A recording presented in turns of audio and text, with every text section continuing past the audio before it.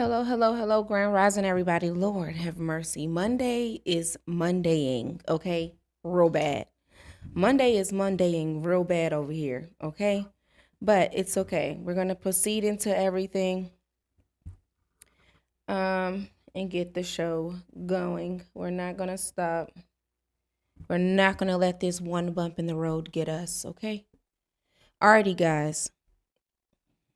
Now, so today's topic, I'm gonna run it back. So today's topic, hey, Miss Dolores. Today's topic, guys, is about a teacher. Okay, trying to get back rebooted, Miss Dolores. Lord, Monday. All right. So today's topic is about a teacher. Okay, so this teacher is alleged to have already had multiple red flags against him before we had got up into this point. All right. Now, many people knew what this man was about. They continue to give him chance after chance after chance, and now two people have lost their lives while they were out hiking and camping with their children. Okay, their children will now be left with the trauma due to this man. So I'm gonna run it back from the top so that we can stay focused on what's going on. Okay, so this all happened on July the 26th of 2025. Clinton and David Brink is their name. Okay, well, Clinton David Brink and Cristen Brink both are a couple, okay? And they were there hiking and camping with their two daughters. Two of their daughters were there. The other one was not there during the murder, or at the time of the murder. So the two children, they ended up seeing partial of the murder and assisting the investigators with exactly what could have happened during this whole thing, okay? Now, their children are ages 7 and 9, and they was at the Devil's Den State Park out there in Arkansas. So their daughters did witness parts of it. And then the suspect, Andrew James McGann, he is 28, and he is of Springdale, Arkansas, and he was considered the primary suspect from the jump. But when everything had first came out, they wasn't sure who did this. But due to the community, once again, things kind of transpired a little bit fast, okay? They did confirm that he has confessed to the murders. So when it comes to Clinton and Cristen Brink, they had recently moved to Arkansas, okay? They came from multiple different locations because they have ties in South Dakota, Montana, and then California as well. And they had just moved to Arkansas because Clinton had started a new job there as a milk delivery man. Okay. When it comes to Cristen, she was a devoted mother, and she was described as being very selfless and very protective of her family. They were known for their generosity as well as their close ties with their friends and the community as well. They did leave behind 3 daughters. 2 of the daughters witnessed the crime as stated previously. The family and friends did describe this family as very outgoing and consider them to be heroes. Now, when it comes to this suspect, 28-year-old Andrew McGann, okay, he is originally from Chicago, from Garfield Ridge neighborhood, and his profession is a certified teacher. He holds multiple licenses in Arkansas, Oklahoma, as well as Texas. Now, when it comes to the history, he did work at the Broken Arrow public school system out there in Oklahoma from 2023 to 2024 as a 5th grade teacher. He previously was employed at the Donald Elementary School out there in Flower Mound, Texas, and there was some allegations that was left behind when he had left this school here.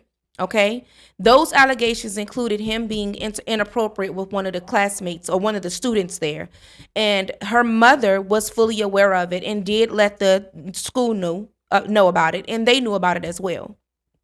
Okay, so they say that he had some tendencies of favoritism towards certain children, as well as a grooming type of behavior towards the kids as well. And this was reported by multiple parents.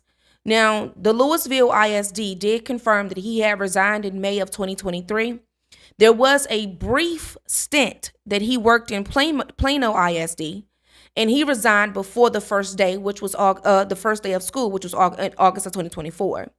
So recently, he was hired at the Springdale Public School as a teacher candidate, okay? And he had not met any of the students as of yet.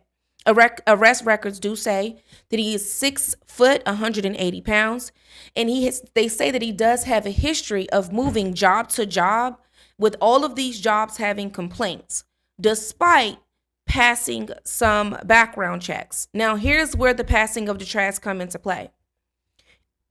The only way that this man would have been able to go from school to school with already having previous some allegations of inappropriate actions with kids is because people do not properly communicate. The educational system failed to communicate that this man was a predator working at school districts. Multitudes of school districts. They're also saying that the reason why this man had so many certifications in different states and areas is because this was his way to get access to children. So whenever he would move a school, it's because a previous allegation from the school that he was just at had just came out. So then he would quit the job, start afresh, reoffend again, and then start a new job, and it was a rinse and repeat cycle with him. Passing of the trash. This is a prime example of what I've been saying all these years when it comes to the importance of the educational system, understanding why you guys need to have some form of historical database that gives you the capability of when a teacher comes to want to get a job at your school system, in your school system, you will go into this database and see what type of write-ups they had, if they quit a job in the reasoning, if they fired in the reasoning. You need to put all of that there. The reports, any allegations, all of that needs to go into some form of database for teachers because apparently it's needed right now. There's a lot of teachers and staff that are supposed to be in position of protecting children, supposed to be in a position to where children should be able to trust them. That trust is now slowly leaving, if not or haven't done so already by parents, because there's many parents that doesn't even like sending their children to school, and the only reason they do so is because they have to make a living. But if they could stay home every single day and be their child's teacher, they definitely would. Parents are sick of y'all. They're sick of y'all. There is no reason that when we send children to school that our children are not protected in a place that is for children. That should be your number one priority. Meaning, when this man had these allegations, there should have been an instant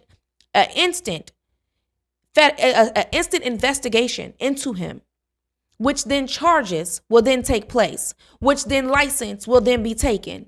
Not write him up and give him the opportunity to resign to go to a new school as if nothing ever happened. That's one of the biggest mistakes that you guys made here. Now, when it comes to the Brink family goes hiking at the Devil's Den State Park, okay, on July the 26th of this year. This is a very remote type of park with a rugged terrain. It does have caves as well as some poor cell service that is out there. At around 2:40 p.m., the Arkansas Police Department have received the notification of 2 bodies that was found on a trail. Now, there was some witnesses that did report seeing a suspect that's described as a white male, medium build, dark clothing, a ball cap, sunglasses, fingerless gloves, carrying a black backpack. He was seen driving a black four-door sedan, which they believe was a Kia Stinger. And the plates had some tape that was over it. Now, when it comes to how they were able to piece this together, it was the victim's own children. So the children had provided the first description of this suspect. And then there was another witness that saw the man leaving the trail with blood on his face. Okay? Because of course, after the murder, there was a manhunt. And they wanted to know who this person was because he did get time to leave. Now, Cristen Brink, he was ambushed first and he was stabbed multiple times. When it comes to Cristen, she ran with her daughters towards safety, but then returned to help her husband. When she returned to help her husband, that is when she was stabbed. Okay? Now, the children were then found by another hiker who then took them to safety, and that's when they discovered the parents' bodies. Investigators do believe that the Brinks had died heroes, protecting their daughters as much as they could. Now, when it comes to the crime, they are saying that they really don't understand the motive as of right now because there is no known connections, is what they're saying as of right now. between McGann and the victims.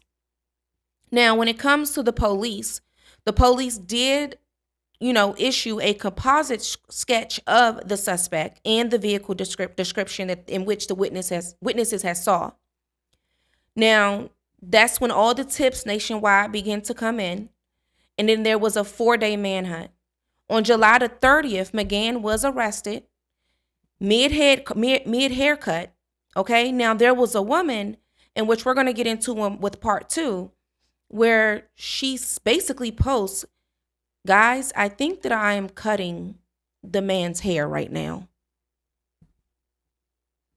So she's sitting there at her job. He walks in to get a haircut.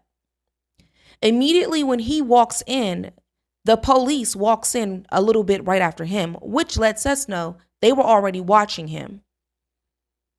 So what she does is she says, I just cut his hair. If you need it, let me know. And the authorities took his DNA from his hair, because they were already on his heels anyways. He was in there for every bit a couple minutes. And she realized who hair she was cutting, and goes to social media and say, I think I'm cutting this man's hair right now. So then she goes to the police and she says, is this connected to the Devil's Den? And they say yes. So that's how he was captured, getting his hair cut, trying to change how he looks, of course. Yeah, the barber did good. She did good. She'd stand calm, but you can tell through her post, which we're going to get in part 2, she was kind of nervous. Because imagine knowing that you're cutting someone's hair that just now did a double homicide, and they're sitting in your chair, which means you can't make no false move, because you never know what he's willing to do. So you got to move real careful. So I know her nerves were shook.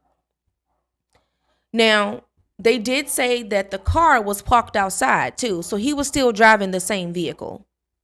Now, investigators, they did collect some hair clippings. They seized the Kia, and they found blood evidence inside as well. McGann did have some cuts on his hand, and he confessed after his Miranda rights was given. And he admitted to both of the killings, and he was charged with capital murder. Now, when it comes to the court proceedings, they did say that he has pled not guilty, which is kind of crazy when you just admit it, but go off, okay? Prosecutors Brandon Carter did confirm that he will pursue the death penalty in this. The judge did order no bond, and McGann is to remain in the Washington County Jail. His next court appearance is dated for August the 25th, in which we're going to stay updated on this case. Now, when it comes to the governor, of course, this is the type of case that causes politicians to speak out as if you guys have not gotten enough of not being proactive. I am so tired of y'all not being proactive, as if you don't see the problems that are right there in your face. If you were proactive, there's no need to come to us about what you guys are going to do and the plans and things of that nature, because these are the things that should have been done years ago. There is no reason that people that are responsible for our children does not have a national database.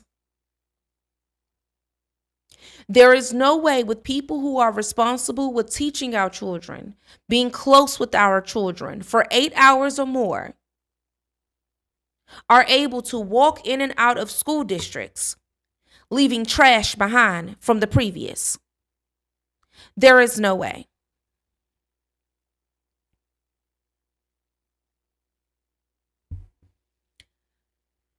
Now, they are also saying that the possible motive in this, prosecutors maintain that Brinks murders appear to be random with no connections to the suspect at any time. But there's still some red flags on his background, from the erratic teaching to the repeated resignations under pressure. There was some reports of poor judgment and these grooming type behaviors that went unmarked and unseen. And when I say unmarked and unseen, investigation. Now, this is getting a little bit deeper, because this could have possibly been either your next serial killer. Okay? They say that this man is often very much withdrawn. He doesn't really talk to people. And the weapon that was used in this case is considered to be a knife. Okay. Now, the cuts on his hands, they did show there was some engage in violent activity or struggle between him and the victims. And they say that this attack may not have went as planned.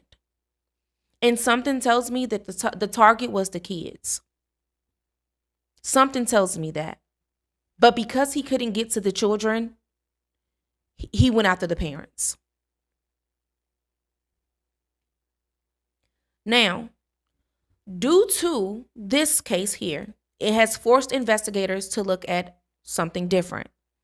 Authorities in multiple states are now reviewing unsolved trail homicides for possible ties to McGann, because they're saying that his murders seem to be something that is ongoing. They're believing that these two are not his only victims.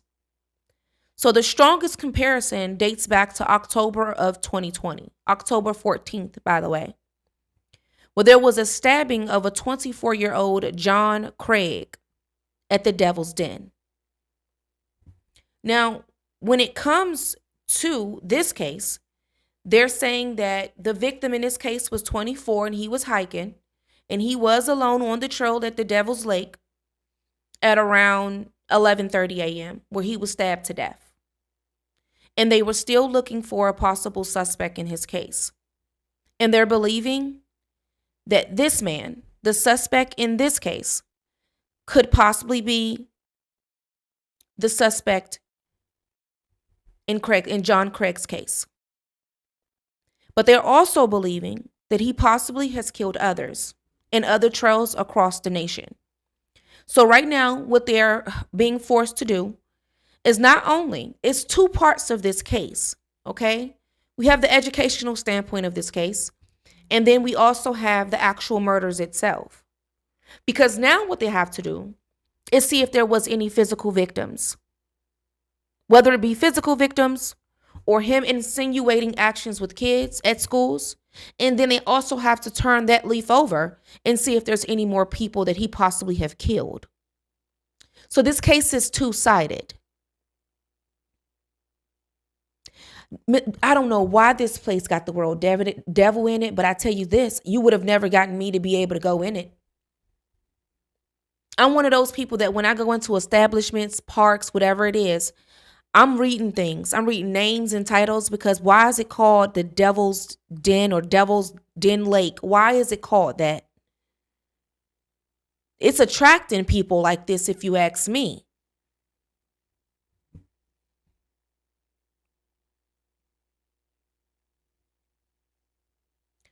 Now,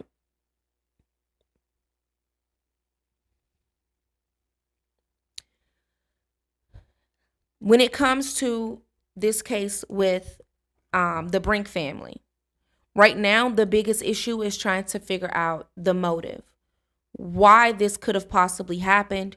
And did he know them in any way? Did he know the children in any way? Maybe he went to the children's schools, or, teached at the children's schools, or passed them in any way whatsoever. Honestly and truly, I don't think that the parents really knew him. I just think that because they allowed this monster to walk the streets knowing that he was a predator, it was a buildup.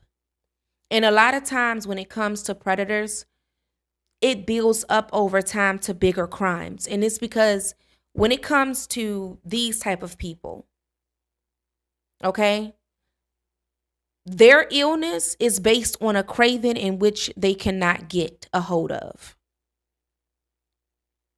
Okay? Not to mention, their sick craving is something that is not accepted. So it forces them to have to hide this sick craving while chasing it at the same time.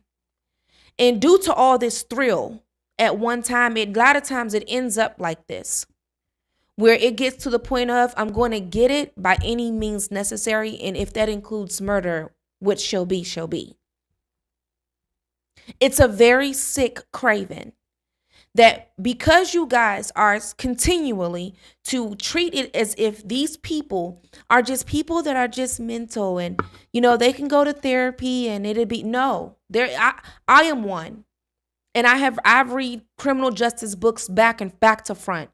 You guys believe that these sorts of people can be healed through therapy and things of that nature. And this is some form of mental health issue. This is a mental health issue that includes them needing to be locked up for the rest of their lives. You guys are continually dropping the ball by mismanagement of people who are attacking children. Our children are under attack right now. Now we have to wake up in the morning and wonder if a teacher is being a teacher or if a teacher is being a predator in our child's classrooms. This is a new fear unlocked for us today. Because this man, what should have picked up in the system is that this man is going from school to school to school to school in a matter of a couple years. He's not building any form of rapport with children or staff or anything that is going on within the educational system within his state, like a teacher does. That should have been a red flag. Parents coming forward saying that he is being inappropriate should have been a red flag. There is no reason that there are letters populating online of teachers writing letters saying that he's such a great person and he's such a great teacher, when we know that there's trash under this man's name of him doing inappropriate things with minors at schools. And now here we are with two parents that lost their lives and two children that was forced to piece it all together in the trauma that has been left behind. But yet, this is a teacher that you guys wrote a letter for saying that he's a great person, while continually to neglect the fact that while he is a great person, he's also someone that parents have complained about over the years. These recommendation letters.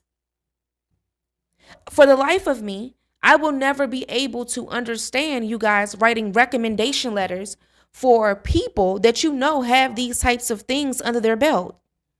I would never be able to understand it. My thought process doesn't allow me to even think it completely through of how do you guys get to your desk. I want to know the thought process of a teacher, staff, administrator, principal, getting to your desk and typing a letter up for someone that has allegations of abuse towards kids. I want to know your thought process, and I want to know what type of character you have, because me being a mother and me being someone that talks about these stories on the day-to-day, you would never be able to convince me to write a letter for anybody that has any type of behaviors like this, let alone sit with you. I don't want to eat with you. I don't want to be next to you. I don't want to talk to you. There's nothing that me and you have that is the same. So what is it that we have to discuss? And what do I have to say in the letter besides the fact of this is a person that does not deserve to be around children? This is a person with so-and-so allegations underneath their belt. This is a person that needs to be out of our school districts. That's the only type of letter that you guys should have been willing to write. But of course, we have teachers who find friendship in staff members versus finding love for the children in which they're paid to protect. I get it. Because that's what's going on. You guys are putting your friendships, your connections, your networking, your whatever it is in your teacher field before the safety of kids. Because this red flag is a big red flag. There's parents that knew who this man was. They knew who he was. They knew what his allegations was. And yet they had to wake up in the morning to know that this same teacher is still there, or this same teacher has resigned to go to the next school with the next kids. So now investigators will be forced to have to go to each school that this man worked to see how many victims we got, besides the two that's already deceased and the two children that's forced to be left with trauma. Not to mention, just to put a little cherry on top, he's possibly a serial killer. As if the list doesn't keep going. We go from allegations, moving different schools, murder, possibly serial killer. That makes absolutely no sense. And now you guys are wanting to come to us, the people, and say, this is what we need to do, and we need to fix this, and we need to fix that. Well, how many abusive teachers do we need before you guys realize that the only thing that you need right now is a database? The people need a teacher, a Department of Education, teacher oversight. Not just teacher, professional, educational professional oversight system. That's what you need. Educational professional oversight system. Yes, that's exactly what you need. Yeah, that's what you need. So that you guys will be as a database. You guys need a database. Wake up. We're living in 2025. There is no way that you got systems for this and systems for that, but you're refusing to create a system for the criminals that's walking into our schools with our kids. So not only do we have to worry about the predator that's outside in the street, the predators possibly coming into our homes, the predators that's walking into the grocery stores, but now we have to worry about the predator that's standing in front of the classroom with your child for 8 hours without you there to protect them. That is what we have to worry about in 2025. If we could put taxes to all of this different stuff, that, and there needs to be some form of funding for a database for education. If you guys go to any of your school system meetings, any of those board meetings that you guys go to, start requesting a database for teachers. And you know what I would like that database to be? Public. Don't make it to where it's just government officials can see it. No, give us some transparency. We want to know who's the teachers helping our kids. We want to know that. Us as parents have the right to know who is standing in front of the classroom teaching our children. And something tells me that if it's a transparent database, some of us parents possibly going to catch more than y'all.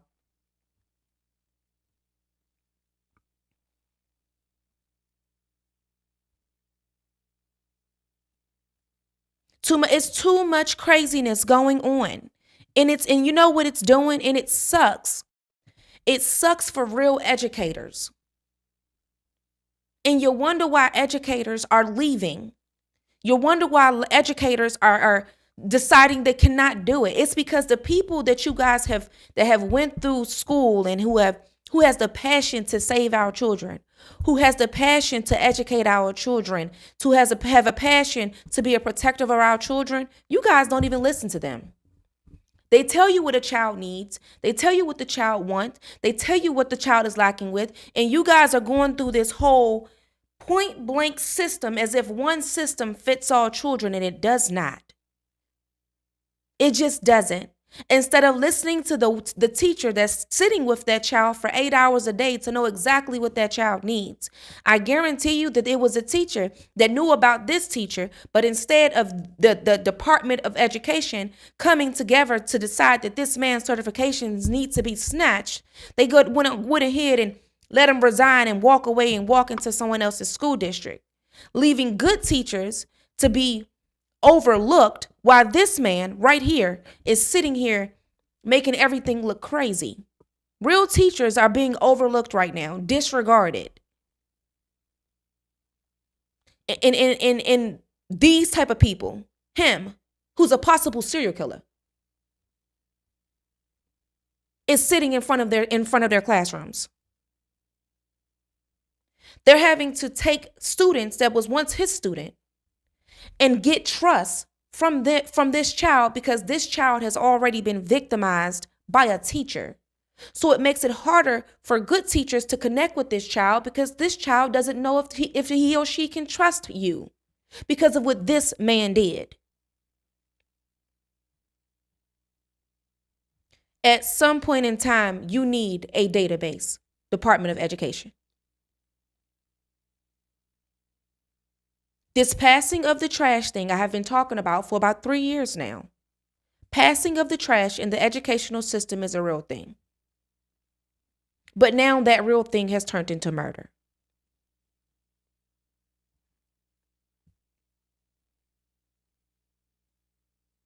It's crazy and insane. So on tomorrow's show, we're going to be getting into the post from the lady that actually reported it, that helped catch him while cutting his hair. We're also going to get into the full graphics of this other victim who was stabbed at the park as well. We're going to break down his case and see what comparisons are with each case, with the new victims and then the victim from 2020. Okay? Of course, there will be more details that will be coming out soon about this. This is a case that we're going to be remaining updated on. So make sure that you stay updated. With you guys, just to give you an update, with me doing YouTube and other platforms a little bit more, my updating will come a lot more. If you guys haven't noticed, it's content on content on content, okay? We're covering a lot of stories. If you are not following me on TikTok, make sure that you are following me because there's stories going over there where a father actually beat and stabbed his child. I'm gonna be covering that one closely as well. And then we have a woman who killed her two stepchildren because she was jealous of their mother. So she killed them, hid one in a car, and then hid the other one in a cement block. So we're going to be getting into that case because right now she's on trial. That one will mainly be covered on YouTube, on TikTok, okay? So make sure that you guys are following me on TikTok. It is Savage RoyalT ENT on TikTok. I am on Instagram as well, Savage RoyalT ENT. YouTube is the only one that is a little bit different. You about to head to work? Have a good day. But we have a lot to discuss this week. A lot of content will be rolling out. Make sure that you are watching the short videos. There are a lot of them that are circulating right now. So make sure that you are liking. And also, if you are new here, make sure that you do subscribe. Alrighty, guys. I will see you guys tomorrow. Hopefully, the start to the show will be better because, Lord, Monday was Mondaying. But I will see you guys tomorrow, okay? At 10 a.m. for more true crime with Savage RoyalT.